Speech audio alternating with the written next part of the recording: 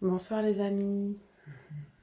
Alors je vous partage aujourd'hui cette petite vidéo en live suite à pas mal de messages que j'ai reçus et que je souhaite vous transmettre pour vous aider à traverser la période actuelle, les énergies actuelles qui nous demandent beaucoup de réflexion, d'introspection et d'accueil aussi de ce qui est pour nous orienter dans une nouvelle direction qui soit alignée avec notre cœur, qui soit juste pour nous et qui soit une voie surtout pérenne et sereine pour préserver notre bien-être et notre santé sur le long terme.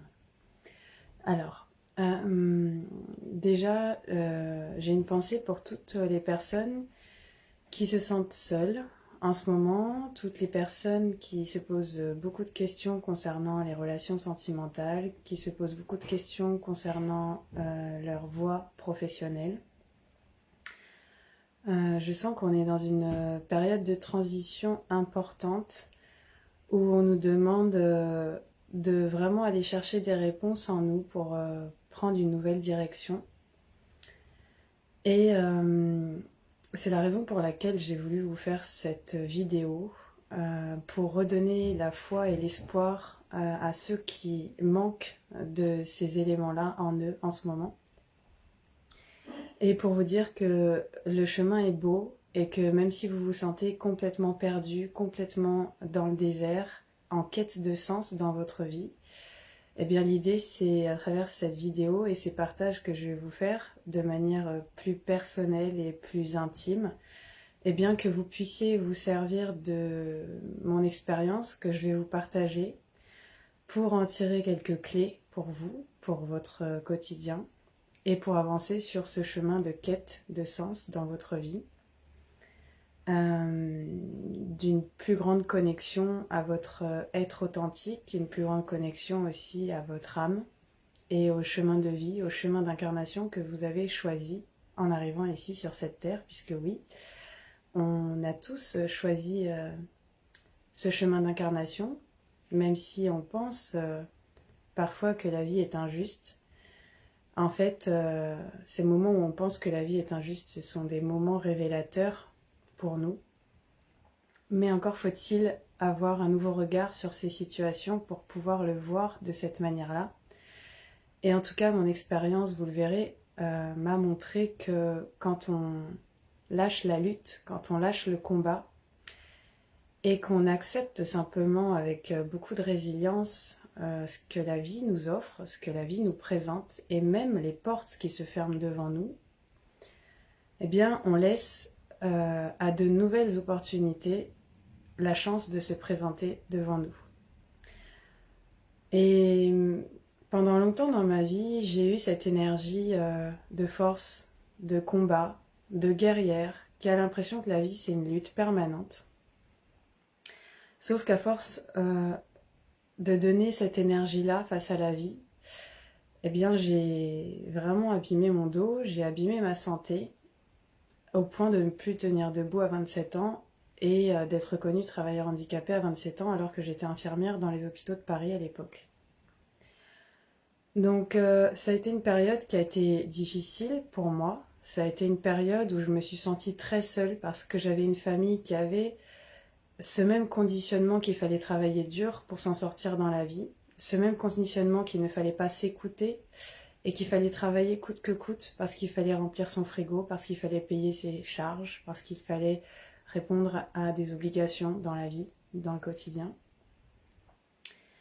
Et effectivement, on a toutes ces obligations-là. On a des crédits à payer, des loyers à payer, un frigo à remplir et l'essence à mettre peut-être dans la voiture et peut-être l'école et les formations à payer pour les enfants, etc. Sauf qu'il ne faut pas oublier que quand on tire trop sur la corde, eh bien à un moment donné, la corde craque et lâche parce qu'on n'a pas su trouver justement l'équilibre entre le faire et l'être, entre faire dans le plaisir et avec plaisir, et faire par obligation et sous pression.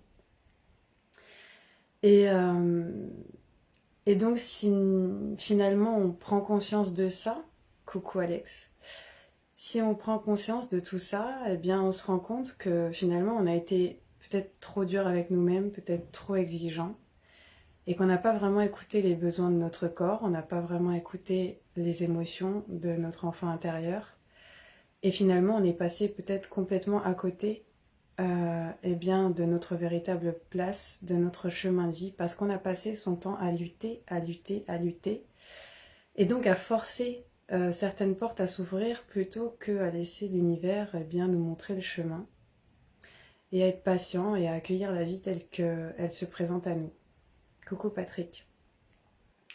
Donc pour vous donner un petit peu un exemple plus concret de tout ça, après mes études d'infirmière, j'étais vraiment passionnée par ce métier. C'était une vocation pour moi d'aider les autres à se soigner. D'ailleurs, dans le mot soigner, il y a déjà soigner. Donc j'ai très vite compris que j'avais choisi ce métier inconsciemment pour aider ma famille à guérir de certaines maladies, notamment mon frère qui a eu un cancer à 13 ans, et puis d'autres personnes de ma famille que j'ai vu souffrir. Et comme je suis née en tant qu'ascendant vierge et que la vierge est très connectée à la santé, bien en fait tout ça j'en avais pas vraiment conscience à l'époque, mais ce choix que j'ai fait d'être infirmière n'était pas anodin.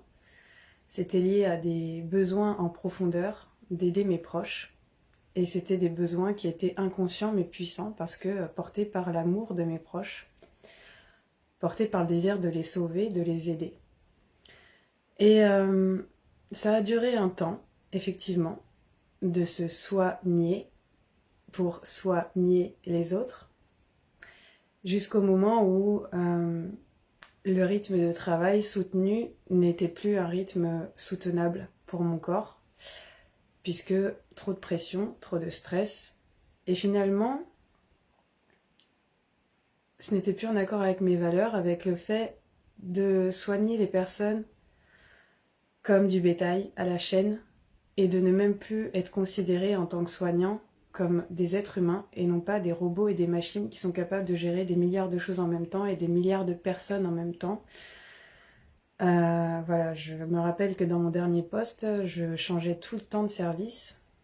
J'avais des capacités d'adaptation incroyables parce que vraiment j'avais la curiosité d'apprendre, de découvrir, et donc ça ne me dérangeait pas d'avoir développé ces capacités d'adaptation pour explorer de nouveaux horizons, parce que je suis quelqu'un qui n'aime pas m'ennuyer, donc donc voilà, j'ai vraiment poussé loin la découverte de cette expérience-là personnelle, et jusqu'au moment où voilà, mon dos m'a lâché parce que je portais trop de poids sur mes épaules, je portais trop de la misère du monde sur mes épaules, comme disait souvent ma mère. Mais en fait, pour moi, c'est parce que j'étais vraiment un être sensible, doté de beaucoup d'empathie. Je ressentais beaucoup les émotions des personnes, je ressentais beaucoup leur souffrance, et je pouvais pas faire comme si de rien n'était. Je pouvais pas être là et me dire que bah, c'est pas grave, on fait comme si tout va bien. Pour moi, c'était pas possible. Comme pour moi, c'est pas imaginable d'être heureuse dans un monde malheureux. C'est comme être savant dans un monde de fous. À un moment donné, on se sent seul. Donc, vous voyez l'idée. Donc pour moi, on avance ensemble, et on est vraiment poussé à ces énergies de fraternité en ce moment, à avancer ensemble, à ne plus se centrer que sur ses problèmes et sur son nombril, mais à vraiment voir qu'on est tous à traverser les mêmes épreuves, les mêmes défis, mais pour se révéler en fait, pour accéder à plus de lumière au travers de la traversée de nos ombres, parce qu'en fait c'est à ça que ça sert. Et j'ai mis du temps à comprendre ça. J'ai vraiment mis du temps à comprendre que ma famille, chaque fois qu'elle ne croyait pas en moi, bah pour moi c'était comme, en fait, finalement, une épreuve pour te dire « Ah ouais, ils me croient pas capable, bah c'est pas grave, je vais y aller. Et je vais y aller encore plus à fond pour leur montrer que je suis capable. » Vous voyez l'idée? Donc, en fait, dans la vie, on a vraiment le choix du regard qu'on porte sur les expériences que l'on vit et qu'on a vécues. Et le message derrière ça, c'est même si des personnes ne croient pas en vous, ne croient toujours pas en vous, n'ont pas cru en vous, bah dites-vous que peut-être que c'est des éléments qui justement vous poussent à relever des défis, vous poussent à sortir de vous-même, vous poussent à vous dépasser finalement. Et donc finalement, c'est pas une mauvaise chose. On a chacun un rôle à jouer dans cette grande pièce de théâtre qu'est la vie. Et l'idée, c'est pas d'aller reprocher aux personnes qui ne nous ont pas soutenus de ne pas avoir été là, mais plutôt de les remercier, car leur absence nous a permis d'aller chercher plus de force, de courage en nous-mêmes, et de plus compter sur des piliers extérieurs à nous-mêmes pour grandir et pour évoluer. Moi, c'est ça que j'ai compris de tout ça. Quand je me suis reconvertie, et là on arrive à la question que je pense beaucoup de personnes se posent en ce moment, en tout cas de ce que je vois, de ce que je perçois comme message, mais qui je suis en fait sans ces conditionnements passés que j'ai reçus? Qui je suis sans cette carapace qu'on a mis autour de moi, sans cette couche d'illusion qu'on a mis autour de moi? Qui je suis moi en fait, en essence, et qui j'ai envie d'être? Qui j'ai envie de devenir au-delà de tous ces conditionnements que j'ai reçus. Finalement, comment je peux dépasser mes propres masques que j'ai mis sur mon être pour me protéger de certaines blessures émotionnelles que j'ai vécues dans mon passé. Et au-delà de ces masques, quelle est l'essence véritable de mon être en profondeur? Quelle est cette personne que j'ai envie d'être en profondeur? Quelle est cette mission de vie que j'ai, qui est alignée à mon cœur? Et comment je peux obtenir des réponses? Vous voyez, toutes ces questions, je vais commencer moi à me les poser il y a 8 ans. Quand justement, à cause de ma santé qui s'est dégradée, je n'ai plus eu la possibilité de faire mon métier d'infirmière. Je me suis vraiment posé ces questions parce que comme ce n'était plus en accord avec mes valeurs et mes convictions, la manière de soigner dans les structures, tant pour les soignants que pour les soignés, je me suis dit, mais comment tu peux faire maintenant pour trouver une nouvelle voie qui soit aussi palpitante, qui soit aussi passionnante, qui soit aussi motivante chaque jour? Comment tu peux contribuer au monde à nouveau maintenant avec ce que tu es, avec ce que tu es vraiment? Pas avec les conditionnements passés ou les envies inconscientes de sauver mon père, ma mère, mon frère, ma famille, mes proches, mon conjoint. Et il a commencé à ce moment-là une grande quête, comme si je m'étais transformée en enquêtrice du sens de la vie. En quête de mon âme en fait, en quête de ma vérité intérieure, en quête de qui je suis au-delà de tout ça. Et je pense que ça peut vous parler en ce moment. Parce qu'il y a beaucoup de remises en question en ce moment, il y a beaucoup de réflexion et d'introspection. Et il y a une chose que j'ai compris, c'est que quand j'ai fait donc un bilan de compétences par la suite pour voir quelles étaient mes compétences, quelles étaient mes capacités, donc quelque chose de très terre à terre, très cartésien, ça m'orientait sur 2 possibilités. La sophrologie et éducatrice de jeunes enfants. Et là, en fait, même dans ces 2 possibilités, je me suis rendu compte que ça répondait à 2 questions inconscientes que je me posais depuis toujours. Comment cette petite fille qui ressentait autant d'émotions et qui ne pouvait pas les exprimer, et qui s'est sentie si mal dans son enfance, dans un monde qu'elle trouvait si injuste, si dur, si compliqué, comment je pouvais sauver cette petite fille? Comment je pouvais lui redonner sa place, lui faire retrouver sa joie de vivre? Comment je pouvais montrer à des adultes comment donner la parole à leurs enfants quand ils ont des émotions qui explosent en eux et qui ont besoin de s'exprimer, s'extérioriser? Et donc du coup, je pense que cette voie d'éducatrice de jeunes enfants était liée à cette petite fille intérieure que j'essayais finalement de sauver en moi. Depuis, j'ai cheminé, j'ai appris à retrouver cette joie, à lui donner plus de place à cette petite fille et à retrouver la joie d'être créative, de me laisser porter par ma spontanéité, par l'instant présent. Et du coup, ça m'a beaucoup aidée, ça m'a beaucoup soulagée. Ça m'a beaucoup aidé aussi d'activer le pardon envers ma famille pour ne plus me sentir coupable de quoi que ce soit en moi, pour calmer cette petite fille qui cherchait absolument la reconnaissance à l'extérieur et pour retrouver surtout ma valeur personnelle, sans avoir besoin d'attendre que ça vienne des autres, ni même de mes parents. Ce qui est déjà un grand pas à faire pour chacun de nous, je pense. Et il est possible, parce que ce pardon, vous le faites d'abord pour vous-même, avant de le faire pour les autres. Ça demande de vraiment devenir sa meilleure amie, son meilleur ami, ou sa mère bienveillante, sa mère veilleuse envers soi-même, ou son père bienveillant, sécurisant envers soi-même. Ça demande tout ça, mais c'est possible. Ça demande du temps, ça demande beaucoup de patience, beaucoup de douceur et de tendresse envers soi, mais c'est possible. Malgré les modèles et les schémas qu'on a eus, on fait le choix chaque jour d'être la personne que l'on veut être. Moi, j'ai eu un modèle de famille beaucoup dans l'action, très peu dans l'émotion, très peu dans l'être, beaucoup dans l'ego, beaucoup dans l'apparence superficielle. Et c'est la raison pour laquelle je ne me sentais pas à ma place dans cette famille. J'ai fait le choix en 2016 de tout quitter pour me retrouver, pour me protéger, malgré que toutes les personnes de ma famille ne croyaient pas en moi, en mes projets, en ma capacité de réussir en quittant la région parisienne et en allant dans le sud de la France. Et moi, j'ai toujours été animée en moi par une espèce de foi puissante, comme une lueur d'espoir, une flamme. Je sais pas comment le décrire, mais quelque chose qui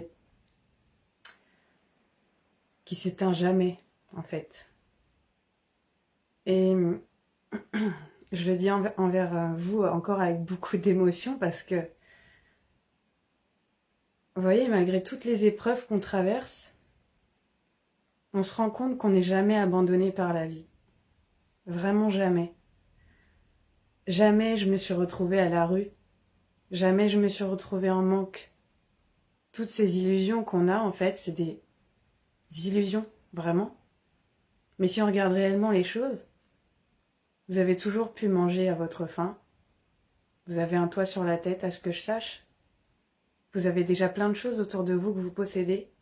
Vous avez des êtres autour de vous qui vous aiment, qui vous soutiennent.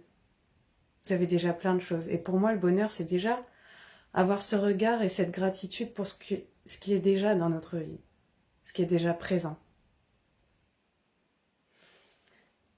Il faut savoir que malgré le monde qu'on nous présente, d'après une étude qui a été faite dans de nombreux pays dans le monde, 85% des personnes qui ont été interrogées se disent heureuses.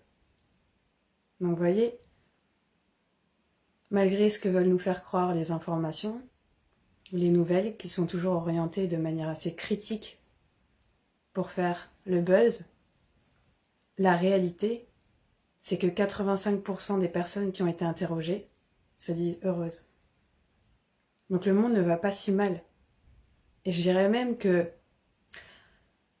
toutes les épreuves que l'on vit nous permettent de nous rapprocher encore plus de ce sentiment de l'essentiel qu'est la vie. L'essentiel. C'est-à-dire, indépendamment de toutes les situations extérieures que l'on vit, de se sentir en soi bien et d'être bien avec soi-même. Parce que la seule personne avec qui on vit jusqu'au bout de ses jours, c'est nous-mêmes. Et donc c'est pour ça que c'est si important de prendre ces moments d'introspection pour aller à la rencontre de soi-même, pour aller échanger avec notre être véritable et de lui demander, bon, si maintenant mon corps m'exprime des malaises, des douleurs, des souffrances, quel est le message derrière? Qu'est-ce que ça veut dire? Ça fait partie des questions que je me suis posées, vous voyez? J'ai découvert donc le grand dictionnaire des malaises et des maladies, j'ai découvert Lise Bourbeau, j'ai découvert le message que nous transmettent nos émotions, J'ai découvert l'âme des prénoms, j'ai découvert la numérologie, j'ai découvert ce qu'était un chemin de vie, j'ai découvert comment écouter mon intuition et lui faire confiance. J'ai été chercher dans mes profondeurs comment me reconnecter à ma joie de vivre, spontanément, comment calmer mes pensées tumultueuses pour être simplement ici et maintenant, pleinement consciente, pleinement présente et pleinement dans la gratitude de ce que j'ai, de ce qui est, déjà là.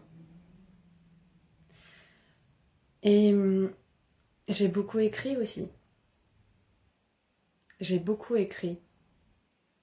Et je me suis rendu compte que tout ce que j'ai écrit, tout ce qui sortait de moi, de mon intériorité,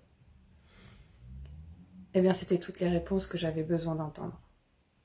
C'était toutes les réponses que j'ai transmises autour de moi et qui valaient autant pour moi que pour les autres. Tout ce que j'ai écrit, tout ce que j'ai publié, ça valait autant pour moi que pour les autres. Tout ce que j'ai partagé au cours de mes séances, c'était des clés que je venais d'acquérir pour moi-même. En résonance, j'attire et j'attirais tout ce que j'avais à comprendre en moi-même. Et c'est là où je dis que le chemin est magnifique et beau parce que, au fur et à mesure qu'on évolue en soi, on attire des choses différentes dans notre vie. Et donc, c'est là où je répète souvent que la porte du changement se trouve à l'intérieur. Et il ne tient qu'à nous d'enclencher la clé pour passer cette porte. Et la clé, c'est la volonté de notre cœur d'avancer. Quoi qu'il se passe, sans jamais perdre espoir, et quoi qu'il se passe, de toujours voir la lumière au bout du tunnel. Toujours garder cet espoir, parce que l'espoir c'est la vie, et parce que la vie est belle. La vie est belle quand on porte notre regard sur l'appréciation de ce qu'on a déjà, de ce qui est déjà présent, et non plus uniquement sur les choses négatives, sur les manques, sur les peurs, sur toutes les illusions de l'ego blessé et du mental contrôlant. Donc la deuxième voie, la voie de la sophrologie, vous vous doutez bien qu'avec tous ces questionnements que je me suis posés ces dernières 8 années, a été comme une évidence pour moi parce que j'ai compris l'importance de prendre en considération mes pensées, mon corps, mes émotions et mon cœur, et qu'avec cette discipline de neurosciences, j'ai pu associer toutes ces parts de moi, leur donner leur place, les comprendre et progressivement les aider à lâcher prise. Et donc ça m'a amené finalement à passer d'un sentiment de grand questionnement sur ma vie, d'incompréhension, où j'avais l'impression d'être victime de la vie, à une compréhension des pourquoi je vivais ça, et comment je pouvais retrouver la paix en moi, dans tous ces espaces. Quels outils simples je pouvais mettre en place dans ma vie pour retrouver ces espaces de paix en moi et de joie. Alors,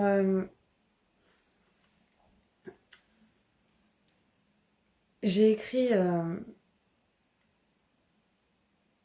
2 choses par rapport à ces dernières énergies.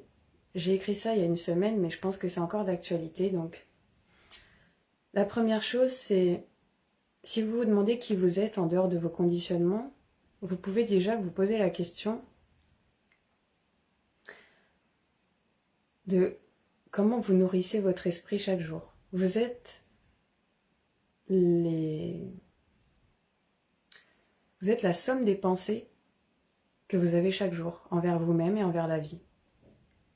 Et la manière dont vous nourrissez vos pensées, c'est la manière dont vous observez la vie, ce que vous lisez, ce que vous regardez à la télé, ce que vous entendez aussi autour de vous, les conversations auxquelles vous participez, les images que vous regardez, les paysages.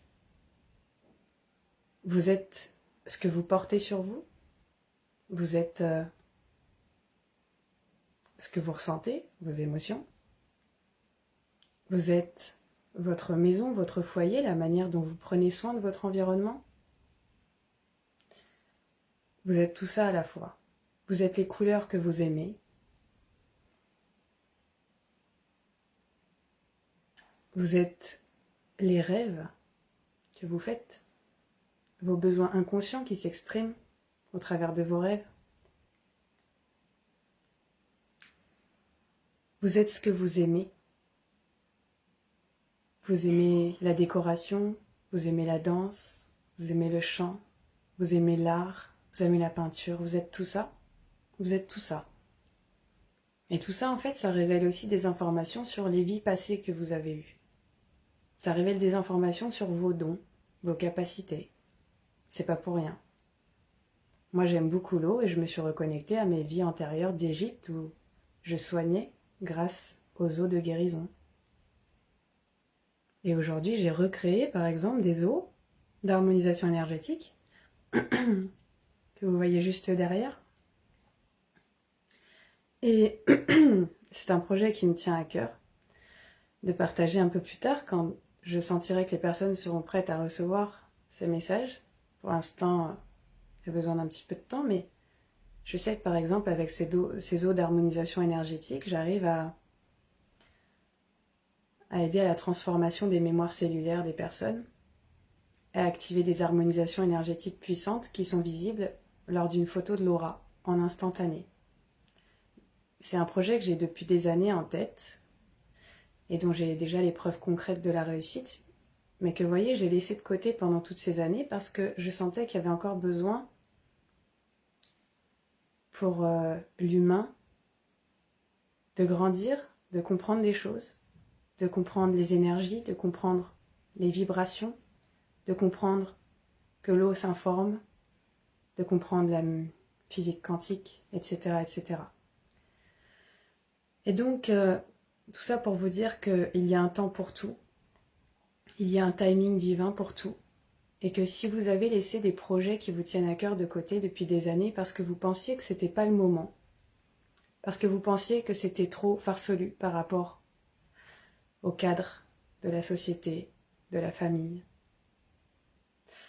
sachez qu'il y a une part qui est juste, et le moment où cette envie vous reprend, de vous réaliser pleinement dans votre créativité, eh bien ce sera le bon moment.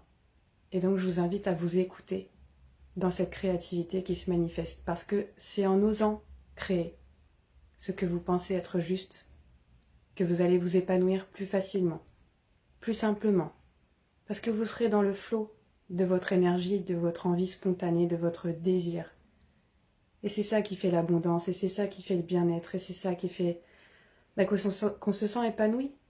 C'est pas en essayant de chercher finalement des voies alternatives parce qu'on n'assume pas cette créativité.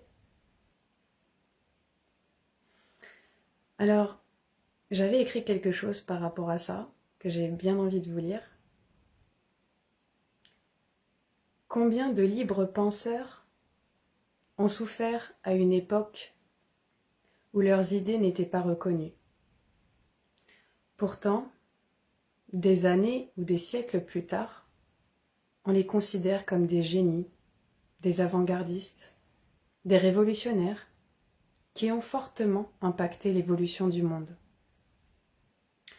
Alors, quelle que soit cette nouvelle idée que te souffle ton imagination, qu'elle te semble folle, décalée, impossible ou hors de ton temps, donne-lui une chance de collaborer avec toi. Donne-lui vie sans jugement. C'est une énergie vivante qui mérite ton attention. Donc, vous savez, il y a, je pourrais en citer plein, des libres penseurs qui, au temps de leur temps, n'étaient pas reconnus, mais qui ont énormément impacté le monde. Marc Aurèle avec la philosophie, Einstein, Léonard de Vinci, Van Gogh, Tesla, bref. Il y a plein d'artistes qui ont eu tout d'un coup une idée et qui, grâce à l'incarnation de cette idée, eh bien, ont permis une énorme progression pour l'humanité. Même s'ils n'ont pas constaté cette progression de leur vivant. Mais par la suite, la graine qu'ils avaient semée impacte encore des années, des millénaires, des siècles après leur ère, après leur temps. Donc déjà, voilà, ça c'était une petite lecture pour vous motiver à déposer dans la matière toutes ces nouvelles idées, tous ces nouveaux projets qui vous viennent, qui vous parviennent,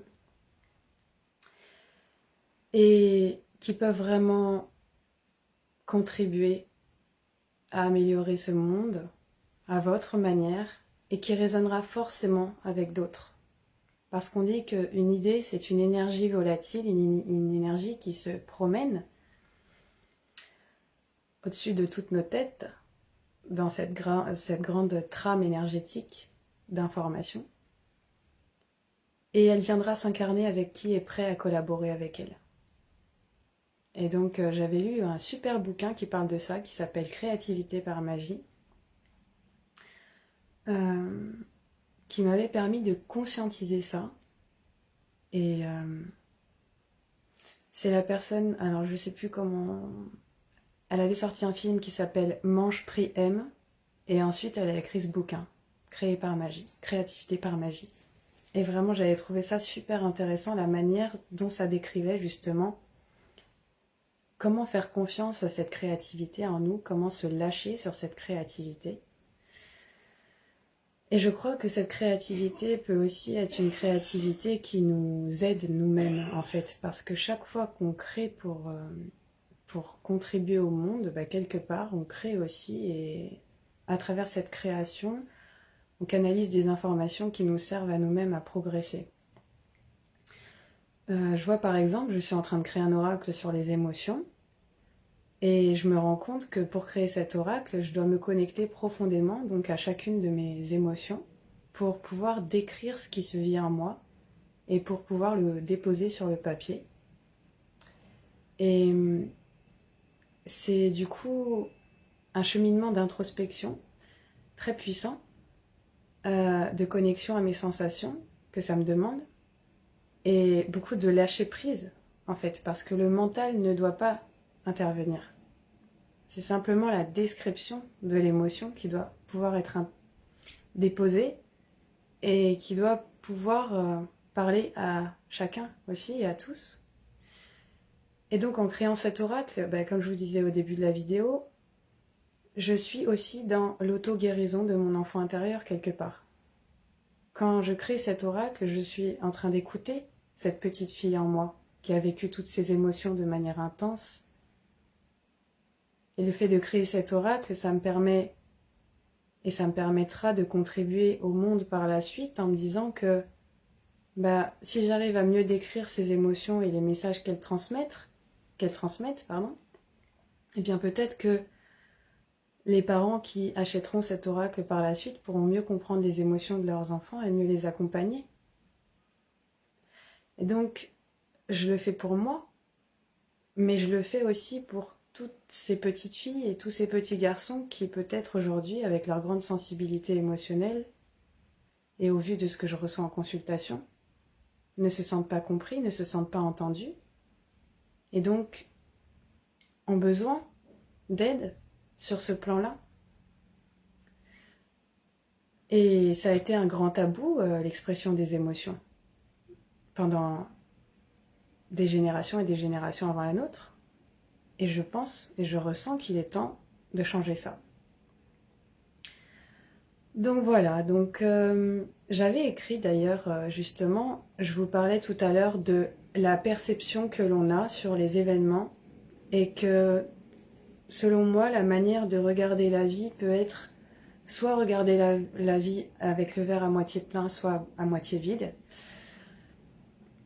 Mais justement, par rapport à cette perception de la vie et à notre interprétation de celle-ci, j'ai écrit aussi quelque chose pour les enfants. Et j'ai écrit comme si je parlais à mon enfant. Et donc je vais vous lire ce que j'ai écrit.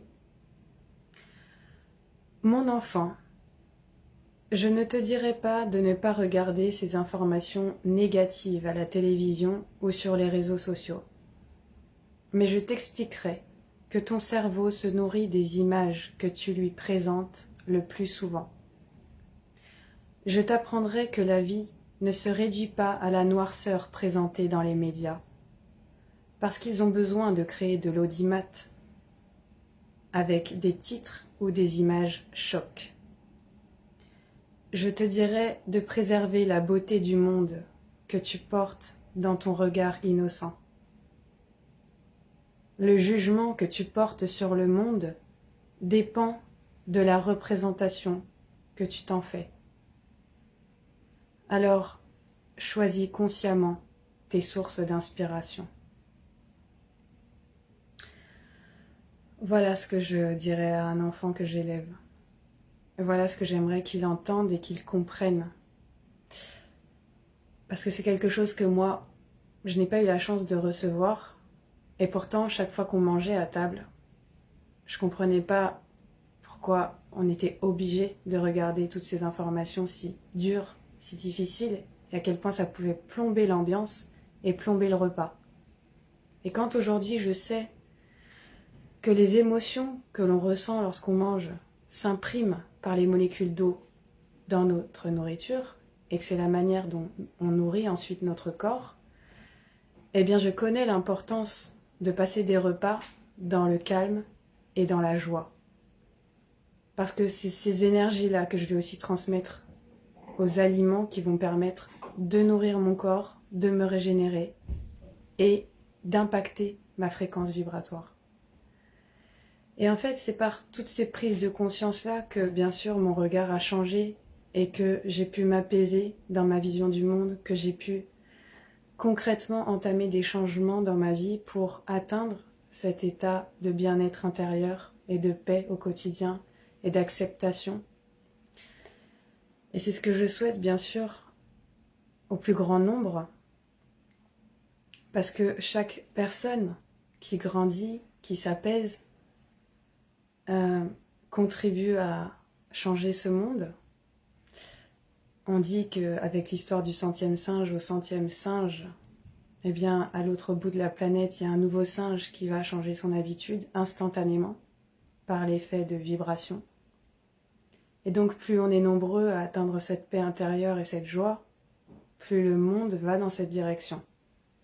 Et donc, c'est pour ça aussi que je continue à faire ces partages. C'est pour ça aussi que je m'ouvre comme un livre ouvert à vous sur ce que je vis et ce que je traverse et ce que j'ai traversé pour vous montrer que je suis humaine comme tout le monde, que j'ai traversé des périodes difficiles comme tout le monde et que je suis aussi confrontée à des obstacles et des défis à chaque jour qui passe, mais que je choisis d'orienter mes pensées sur ce que je veux voir advenir, sur ce que je veux créer dans ma vie, sur la gratitude de ce que j'ai, de ce que je vis au quotidien. Et ça change tout, parce qu'au mieux, je me sens bien en moi, et au plus, spontanément, la vie me présente de belles opportunités. Et jamais la vie ne m'a abandonnée, même dans la pire des situations. J'ai appris à arrêter la lutte et le combat pour préserver ma santé. J'ai appris que les portes qui se ferment eh bien, étaient destinées à se fermer et qu'il fallait l'accepter. Parce que c'était une manière pour l'univers de me montrer que c'était pas la bonne voie, que c'était pas la bonne direction pour moi. Et donc pour moi, c'est ça, avoir un nouveau regard sur la vie. C'est ne pas lutter contre ce qui est, mais plutôt voir cela comme un signe de l'univers qui nous dit « remets-toi en question et va chercher un nouveau chemin ou une nouvelle manière de faire qui soit plus alignée, qui soit plus juste et surtout, inspirée du cœur. » Parce que j'avais aussi noté une phrase qui disait « Qu'est-ce donc que la raison si le cœur ne fait pas partie de l'équation ?»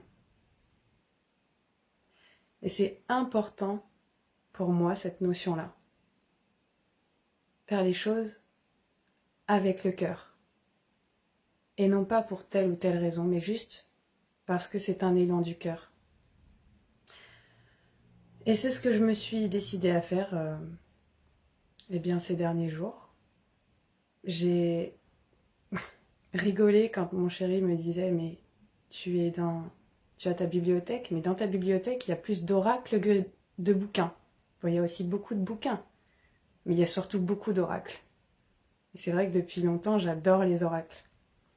Faut surtout pas me laisser à la Fnac ou à Cultura parce que je dévalise le rayon des oracles. Mais en fait, aujourd'hui, je sais pourquoi. Les oracles, c'est vraiment des outils de développement personnel et de compréhension de soi qui sont puissants. C'est vraiment quelque chose que j'utilise en séance et qui, spontanément, va me transmettre l'énergie de la personne. Ce qu'elle a besoin de faire émerger de ses profondeurs pour renaître à elle-même, pour retrouver sa paix et sa joie. Donc ça fait des années que je les utilise, ces oracles, et qui complètent mon activité de sophrologue et d'énergéticienne et de médium. Et quand on me disait change ton regard, tout est déjà là mais tu ne le vois pas, en fait ce que je n'arrivais pas à voir, c'est que j'adore ça, mais est-ce que je peux en vivre? Je suis issue d'une famille qui est très cartésienne, ou du moins mes parents, mais je me suis rendu compte que dans mes ancêtres il y avait des femmes notamment très puissantes qui activaient des guérisons par l'eau, des femmes très puissantes qui créaient des prières de protection contre les forces du mal, les forces obscures. Et j'avais un grand-père qui était très connecté aussi, chemin de vie 11, très spirituel et pourtant bien les pieds sur terre. Mais il avait une joie de vivre qu'il avait conservée comme un enfant, et je l'admirais beaucoup pour ça. Être capable d'avoir autant des responsabilités qu'on assume, mais avec beaucoup de légèreté, de rire et toujours beaucoup d'humour au quotidien. Et chaque fois que je fais ces tirages de cartes, je pense à toute cette joie et cet amour spontané qu'il était capable de transmettre.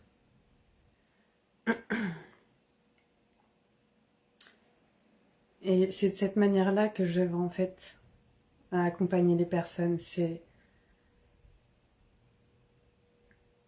Il n'y a rien de plus puissant pour moi que tout cet échange d'amour. Alors je sais que c'est un live et je prendrai le temps de lire chacun de vos commentaires et je m'excuse si je réponds pas spontanément, mais c'est parce que j'ai pas envie de perdre le fil de ce que j'ai envie de vous transmettre là. Mais pour moi, c'est très important de faire tout avec le cœur, vraiment, et tout ce que j'ai créé, aussi farfelu que ça puisse paraître pour ma famille ou mes proches, j'ai au moins la conviction et la joie de l'avoir fait avec mon cœur. Alors, je vous annonce... oui, Frédéric. Il est toujours là. Donc, l'année prochaine, avec Aurélien, on a pour projet de créer des cercles d'or. On les a appelés les cercles d'or parce que moi je suis l'eau, donc le haut de l'eau, et lui il est l'air, l'air de l'élément air.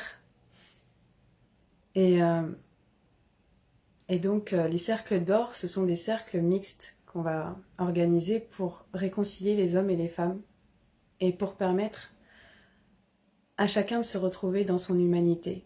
Les cercles d'or, c'est avant tout des cercles qui nous permettent de réconcilier le féminin et le masculin en nous pour pouvoir ensuite vivre des relations harmonieuses avec les autres.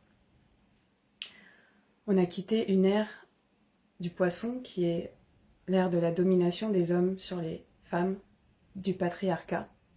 Avant cette ère, il y avait l'ère du matriarcat avec les déesses qu'on mettait sur un piédestal. Et dans cette nouvelle ère du Verseau,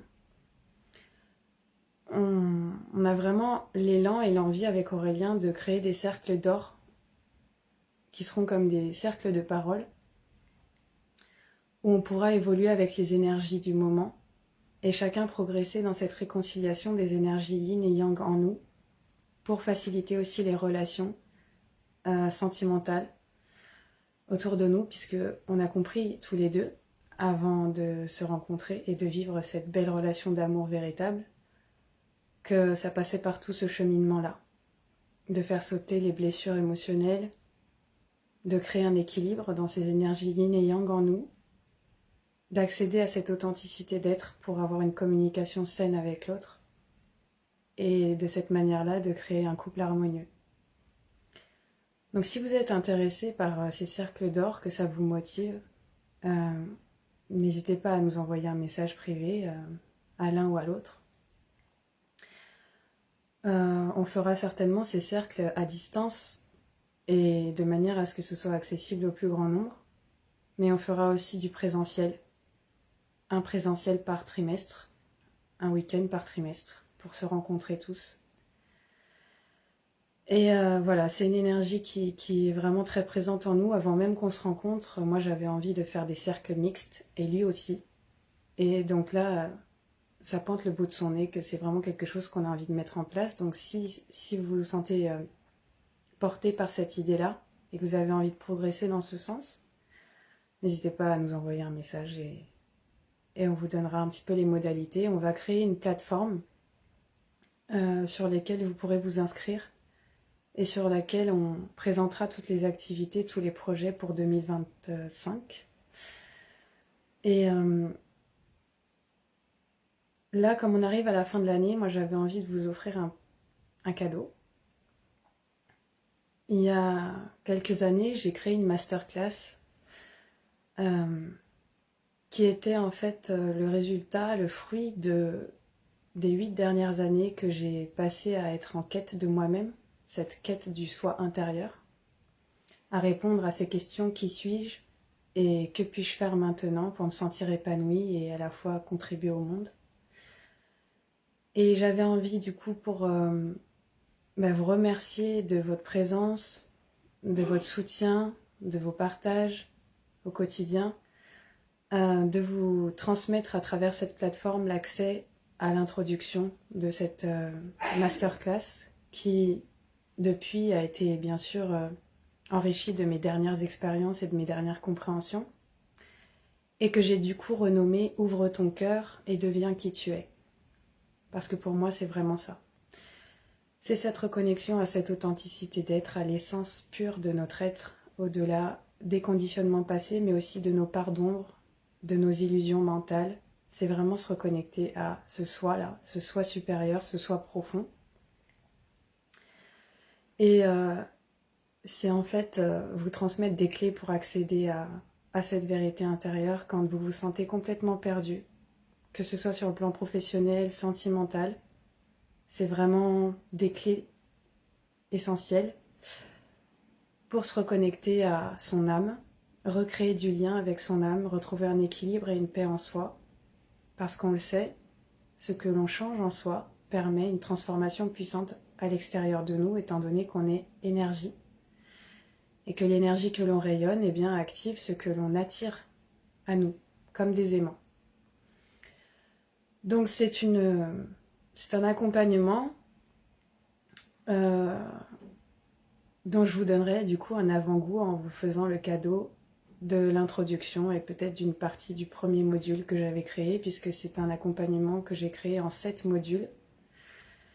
Et dans ces modules, il y a à la fois de la théorie, disons, que j'ai transmis de ma propre expérience, mais il y a aussi des petits exercices pratiques que vous pourrez mettre en place avec des pistes d'auto-réflexion et aussi des séances audio pour vous apaiser et pour justement écouter davantage cette petite voix intérieure qui vous guide en permanence et qui est là pour votre plus grand bien, pour vous montrer que ce chemin est beau et qu'il faut apprécier ce chemin quoi qu'il en soit. Voilà. Donc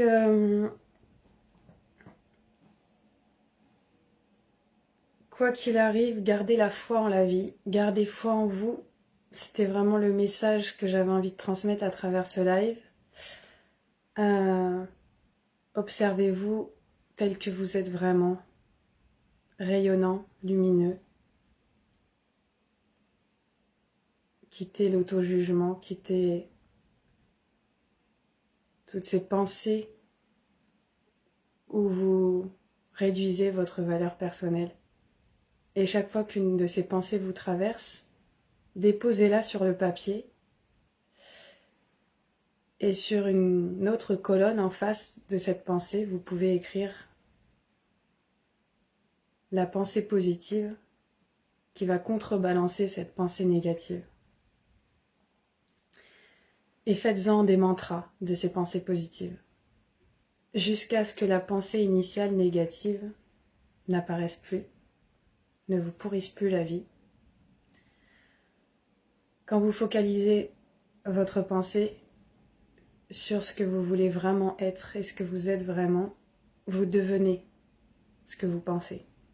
Donc cet outil, c'est un cadeau aussi que je vous fais là spontanément. C'est un outil très puissant de transmutation de vos pensées négatives, pesantes, lourdes, en pensées positives, en énergie bienveillante pour vous-même. Voilà les amis, je vous remercie beaucoup pour votre attention, pour votre écoute. Et je vous fais un gros câlin d'amour. Je vous envoie vraiment beaucoup de soutien pour cette période très forte. Et merci à tous pour cette belle énergie, pour les belles lumières que vous êtes. Voilà, je suis contente d'être bien entourée aujourd'hui et de pouvoir avoir fait cette déclaration authentique de cœur à cœur avec vous. Voilà, je vous aime fort, je vous souhaite une très belle soirée. Ce soir, je prendrai le temps de faire la guidance pour la journée de demain. Mais en tout cas, je tenais vraiment à faire cette vidéo spontanée aujourd'hui parce que j'ai senti que j'étais poussée à le faire et je pense que c'est parce que certaines personnes peut-être avaient aussi besoin d'entendre ces mots. Voilà, merci à tous. Et n'hésitez pas, voilà, si vous avez des questions par rapport au projet qu'on va mettre en place l'année prochaine, les cercles d'or ou autre chose, n'hésitez pas à venir vers nous par message privé. Merci à tous pour vos jolis commentaires. Je répondrai à chacun d'entre vous. Merci. Bonne soirée à tous.